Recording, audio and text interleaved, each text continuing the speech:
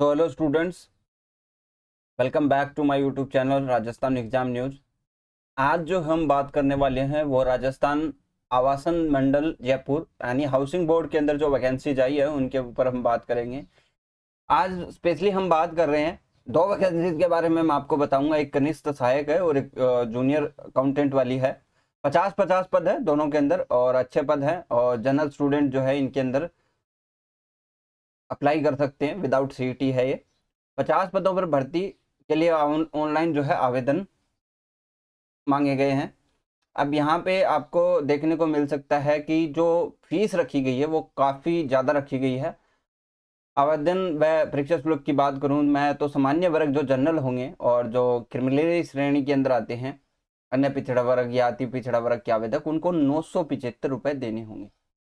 दूसरे पॉइंट की बात करें कि जो एनसीएल है, ओबीसी एनसीएल, उनको जो पैसा भरना पड़ेगा वो 875 रुपये। तो फीस अच्छी रखी गई है। समस्त बाकी विशेष योग्य जन है उनको 100 रुपये और कम देने पड़ेंगे, 775 रुपये देने पड़ेंगे। बाकी आपको ये पता है कि 775 से कम आपका काम नहीं चलेगा, ये लास्ट फीस है। अब अगर आपने 775 वाला ऑप्ट करा है, यानी आपने ऐसे अभ्यर्थी वाला जो टिक करा है जिसकी 2.5 लाख से कम है, तो आपको जो है बाद में जब आपकी जैसे अभी रेट का डॉक्यूमेंट वेरिफिकेशन हो रहा है तो 2.5 लाख से कम करा है उनके लिए आय प्रमाण पत्र, ठीक है, आय का सब घोषणा पत्र भी लग रहा है, तो उसी तरह आपको डॉक्यूमेंट वेरिफिकेशन में भी देना होगा। अब बात करें सीटों की, तो सामान्य की जो सीटें हैं वो कुल मिला के 25 है। 25 में से आप ये मानिए कि जो सामान्य सीट है वो 15 है, महिलाओं की सीटें 5 है, विधवा की 2 सीट है, और अगर हम बात करें भूतपूर्व सैनिक की तो 3 सीट है। वहीं पे अनुसूचित जाति की बात करें, जो आपकी एससी कैटेगरी है उसकी, तो 5 सीटें हैं, महिलाओं के लिए 1 सीट है, ठीक है, तो ये टोटल 6 सीट है। अनुसूचित जनजाति के लिए 5 सीट है जिसमें से 4 सामान्य है और 1 महिला की है। पिछड़ा वर्ग के अंदर सिर्फ 8 सीटें हैं, जिसमें आप देख सकते हो कि 5 सीटें आपकी सामान्य है और 2 महिलाओं की, 1 भूतपूर्व सैनिक की है। अगर अति पिछड़ा वर्ग की बात करें तो 2 सीटें वो भी सामान्य है। आर्थिक ईडब्ल्यूएस की बात करें तो 4 सीटें हैं, 3 सामान्य है और 1 आपकी क्या है, महिला की है। बाकी अगर हम बात करें आरक्षण की, निःशक्त जन की कुल 2 सीटें हैं और उत्कृष्ट खिलाड़ी की 1 सीटें हैं। आवासन मंडल के जो कर्मचारी है उनके लिए भी 1 सीटें हैं। तो इस तरह का जो है वर्गीकरण आपको देखने को मिलेगा।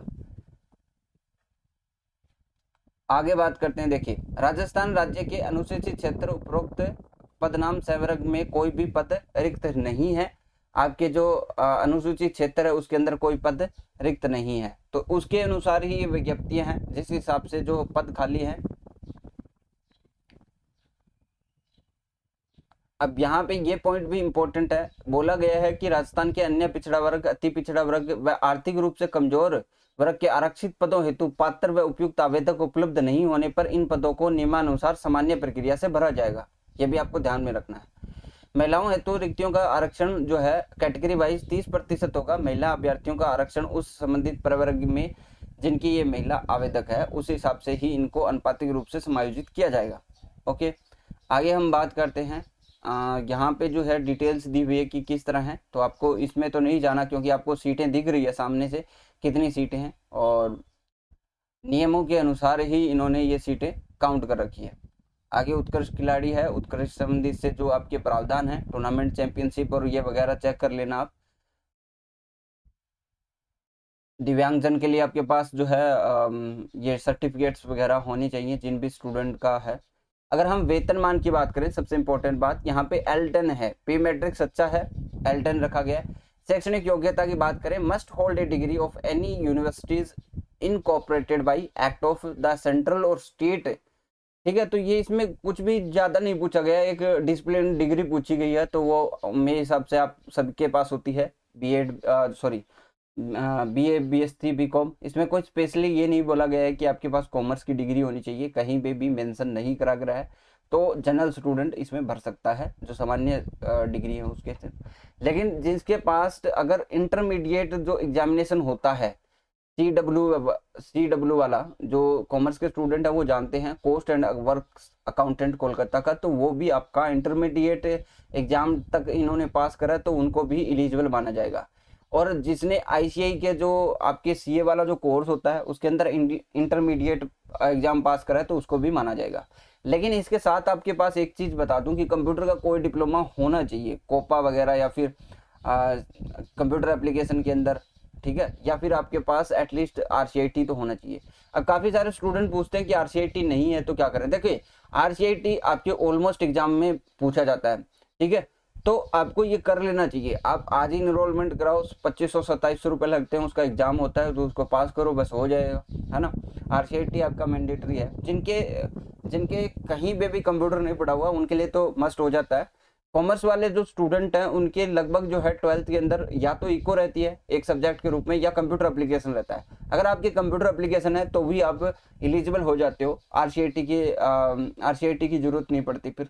लेकिन फिर भी मैं आपको बोलूंगा कि आप RCIT नहीं कर रखा है तो कर लीजिए, सबसे सही तो यही रहता है। अब बात करते हैं स्कीम ऑफ एग्जामिनेशन। देखिए इसमें बहुत बड़ा सिलेबस डाला गया है, 50 पोस्ट है और इतना बड़ा सिलेबस है। तो जिन स्टूडेंट ने उस वे में तैयारी कर रहे हैं वही स्टूडेंट जाए। मैं पहले ही भी मैंने आप लोगों को बोला था कि आप लोग को घबराना नहीं है, ना ही आपको ऐसी चीजें ऑप्ट करनी है जिससे आपको दिक्कत हो, ठीक है। आपको वो चीजें सूटेबल रहेगी जो आपके लिए है, ठीक है, जिस चीज में आप अच्छा कर सकते हो। अदरवाइज अन्य चीजों में घुसोगे तो फिर दिक्कत हो जाएगी। जैसे यहाँ पे बात करें सेक्शन A तो है जनरल अवेयरनेस और एप्टीट्यूड का। तो पहले में तो इन्होंने प्रॉपर जो है 30 क्वेश्चन डाले हैं, मात्र 30 क्वेश्चन, और उसमें पूरा Rajasthan, knowledge of Rajasthan, history, art and culture, literature, monuments, heritage, geography, tradition.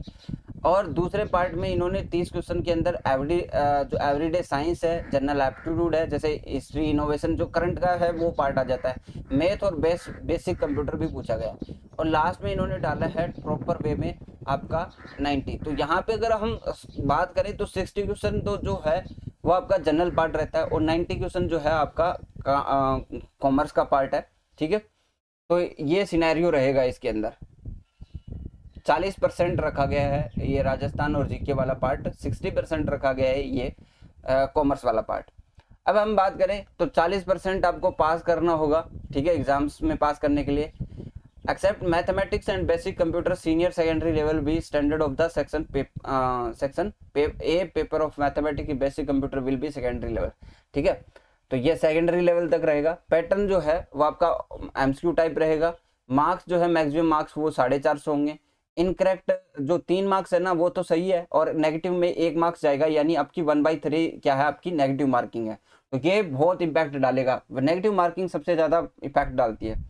अब बात करें हैं राजस्थान के जीके की, तो इसमें तो सारी चीजें ही हैं। आप कभी भी राजस्थान जीके पढ़ो तो उसको कंप्लीट ही पढ़ो, उसमें कुछ भी छोड़ने वाली चीजें नहीं है। लेकिन इन्होंने बांट के नहीं दे रखा, ठीक है। इतिहास के प्रमुख स्रोत सीधा सीधा ऐसे लगता है जैसे बुक से उठा के डाल दिया हो, जो पनोरमा की बुक आती है सेम इसी पैटर्न में उनका वो दिया रहता है, ठीक है। तो ये सारा 17 के 17 टॉपिक्स हैं। अगर हम भूगोल की बात करें तो 16 टॉपिक्स इसमें दिए गए हैं। स्थिति है, विस्तार है, मुख्य भौतिक, अपवाह तंत्र, जलवायु, मृदा, प्राकृतिक वनस्पति, वन्य जीव संरक्षण, पर्यावरण एवं पारिस्थितिकी मुद्दे, मरुस्थलीकरण, कृषि है, पशुधन है, बहुउद्देश्य परियोजनाएं, सिंचाई परियोजना, जल संरक्षण है, परिवहन है। आगे हम बात करें प्रशासनिक, तो ये थोड़े कम टॉपिक डाले गए हैं। लोक सेवा गारंटी, राज्य निर्वाचन आयोग, राज्य सूचना आयोग, मानवाधिकार आयोग और राज्यपाल, 74वां और संविधान संशोधन विधेयक, और राजस्थान में स्थानीय और नगरीय प्रशासन।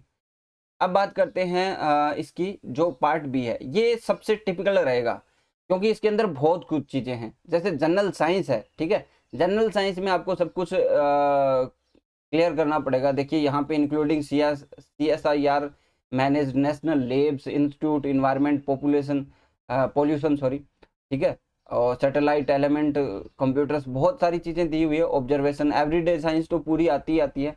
दूसरा दे रखा है करंट अफेयर, अब करंट अफेयर में सब कुछ पढ़ना है। तीसरा दे रखा है आपको हिस्ट्री एंड कल्चर, जो कि आपके इंडिया लेवल पे पूछा जाएगा। अब ये एक बड़ा टॉपिक हो जाता है, ठीक है, क्योंकि आपको नेशनल लेवल पे पढ़ना है, स्टेट लेवल पे भी पढ़ना है। और ये देखिए यहाँ पे भी दे रखा है medieval background, socio economic life and organisation, freedom movement and political awakening, political integration, dialects and literature, music, dance, theatre, religious belief cults. तो ये बहुत लंबा चौड़ा हो गया सिलेबस। आगे इकोनॉमिक डेवलपमेंट दे रखा है, ये भी एक अच्छा है, बड़ा हो जाएगा। Food and commercial crops of Rajasthan, agriculture based industries, major in irrigation.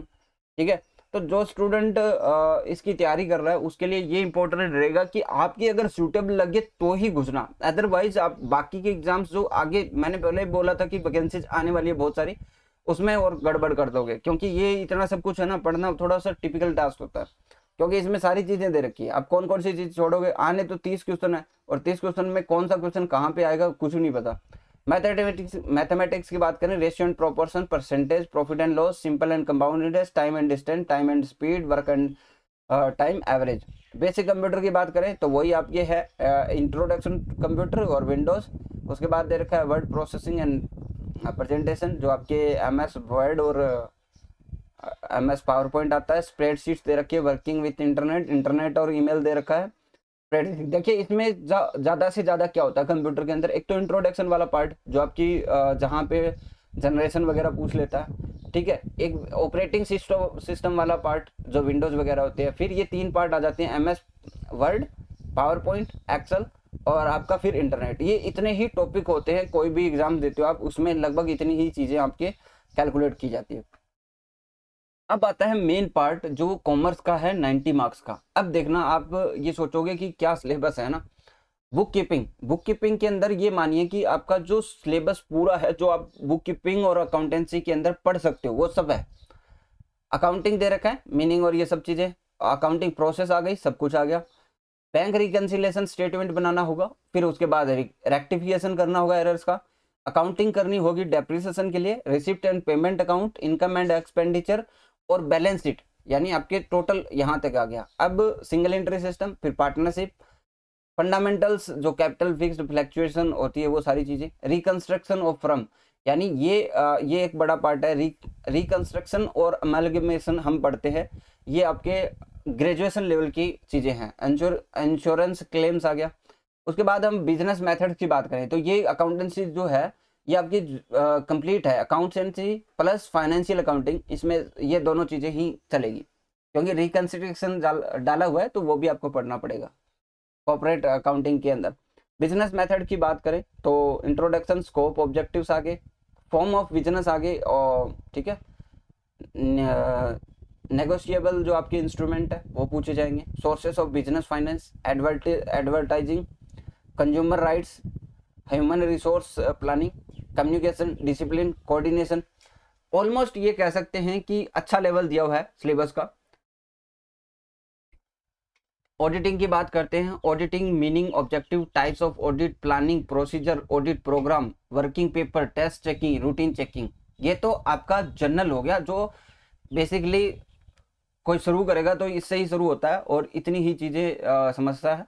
उसके बाद आती है मेन चीजें, जो वाउचिंग कॉन्सेप्ट है, इंपॉर्टेंस है, प्रोसीजर है, इंटरनल कंट्रोल होता है, इंटरनल चेक होता है, इंटरनल ऑडिट होती है, वैल्यूएशन होता है, फिर वेरिफिकेशन होता है सेट्स का, राइट होती है, जो आपके ऑडिटर है उसके rights and duties, government companies का ऑडिट करना है, और आपके फिर रिपोर्ट्स और ऑडिट सर्टिफिकेट्स आपको बनाने, ये सारी चीजें हैं। उसके बाद इंडियन इकोनॉमी आती है, इंडियन इकोनॉमी के फीचर वगैरह सारी चीजें, नीति आयोग आपको पढ़ना है, और पॉपुलेशन एक्सप्लोजन है उसको पढ़ना है, role of significance of agriculture in Indian economy, ये जो इंडस्ट्रियल ग्रोथ है वो आपको पढ़नी है, इन्फ्लेशन है, इम्पैक्ट ऑफ ग्लोबलाइजेशन, लिबराइजेशन और एग्रीकल्चर इंडस्ट्री, ये सारी चीज़ें पढ़नी है, पब्लिक सेक्टर पढ़ना है, फॉरेन ट्रेड पढ़ना है, नेशनल इनकम पढ़नी है, टूरिज्म पढ़ना है राजस्थान के अंदर, और फाइनली जो अगर कुछ बच गया है तो राजस्थान सर्विस रूल, GF&AR ये पढ़ना है, अमेंडमेंट के साथ पढ़ना है, ठीक है।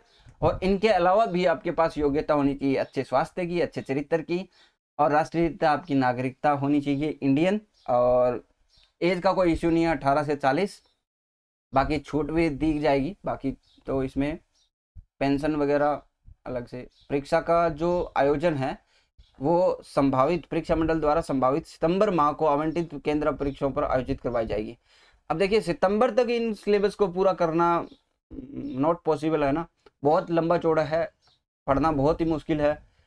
एटलीस्ट कॉमर्स के जो स्टूडेंट रहेंगे उनके लिए सबसे दिक्कत यह है कि इतना बड़ा सिलेबस, और हर कोई इतना पढ़ता नहीं रहता ना। और अगर हम बात करें, इतना बड़ा सिलेबस आपका सितंबर माह में दे रखा है, सितंबर माह तो आ ही गया ना, जुलाई चल रहा है, अगस्त सितंबर 2 ही महीने। तो देखिए जो जो स्टूडेंट जूनियर अकाउंटेंट के लगा हुआ है, ठीक है, वो इस फॉर्म को मत ही फिल करना, क्योंकि देखिए आप ज़्यादा गोदरेशन लेने की जरूरत नहीं है। उन चीज़ों पे आप फोकस लगाइए जिनका एग्जाम्स आपके जो है मेन फोकस में रहता है, ठीक है। इसमें वैकेंसीज कम है। अगर आप अपना एग्जाम्स खराब करना चाहते हो तो वो एक अलग चीज़ है, लेकिन अगर आपका फोकस किसी और चीज़ पे है तो उस पर रखिए। अगर आपके पास कोई ऑप्शन नहीं है, आपने सीट ही नहीं दिया हुआ है ना, तब आप इसके ऊपर रहिए, है ना, क्योंकि इतना बड़ा सिलेबस ना तो आप देख पाओगे और ना ही कर पाओगे, और कहाँ से क्वेश्चन आएगा अभी तक ये भी नहीं पता, ठीक है। और इसका जो पेपर होगा वो टफेस्ट रहेगा, मुझे पता है इस चीज का टफेस्ट रहेगा, क्योंकि अभी जो राजस्थान के अंदर सिनेरियो चल रहा है पेपर लीक का और ये सब देखते हुए, बोर्ड, ये जो हाउसिंग बोर्ड है ये अच्छा पेपर लेगा, और इसकी फीस भी ज्यादा इसलिए रखी गई है कि ओनली सीरियस कैंडिडेट ही इसको फिल करे, ठीक है। 2 महीने के अंदर अगर आप इस सब कुछ चीजों को देख सकते हो, तैयारी कर सकते हो, ये ध्यान रखना है। कोई भी उम्मीदवार जिसने राजस्थान लोक सेवा आयोग, राजस्थान कर्मचारी चयन बोर्ड से गद्दारी कर रखी है, उनको ये निकाल देंगे बाहर, पहले ही सोचने वाली बात होगी, ठीक है। और बाकी इसके अंदर इम्पोर्टेंट मेरे हिसाब से कुछ नहीं है, ठीक है। तो ये था पूरा पूरा जो हमारा हाउसिंग बोर्ड का था। इसमें जो आप लोग कर सकते हो, जो स्टूडेंट भाई ये पूछना चाहे कि सर हम तैयारी करना चाह रहे हैं, बस इसके मेरे पास लास्ट ऑप्शन के रूप में यही है, तो मैं किस तरह तैयारी करूं। सबसे पहली चीज आप कंप्लीट करें ऑडिट, ठीक है। ऑडिट को अच्छे से कंप्लीट कर सकते हैं, अकाउंटेंसी को कंप्लीट करें अच्छे से, ये दो ही चीजें के ऊपर फोकस रखें। फिर आपके पास ऊपर अगर हम देखें, ऊपर आप करंट अफेयर्स को अच्छे से पढ़ लें, सारी चीजें करंट अफेयर से जुड़ी हुई है। राजस्थान जीके के सिर्फ एमसीक्यूज ही पढ़े, पूरा सिलेबस करने की कोशिश ना करें, है ना। इन चीजों के ऊपर ध्यान रखिए। बाकी स्ट्रेटेजी की वीडियो मैं अलग से आपके लिए बनाने की कोशिश करूंगा। अगर आप लोग इतना सब कुछ कर रहे हो तो एक जून कनिष्ठ सहायक का जो फॉर्म है वो जरूर फिल करना, वो इम्पोर्टेंट है, क्योंकि अगर आपकी टाइपिंग अच्छी है तो वो आपके लिए जो है बेस्ट अपॉर्चुनिटी रहेगी। उसके अंदर सिलेबस इससे तो कम रहेगा एटलीस्ट, क्योंकि यहाँ पे 6 और 6 के साथ 9 सब्जेक्ट अलग से है ना, ये सारी चीज़ें करना थोड़ा सा टिपिकल होता है। तो जो स्टूडेंट तैयारी है, जिनको इसी चीज़ के लिए करना है, वो इसको फॉर्म को फिल कर सकता है। बाकी अपडेट्स के लिए आप हमारे चैनल को जरूर सब्सक्राइब कीजिए। आज के लिए बस इतना ही, थैंक यू।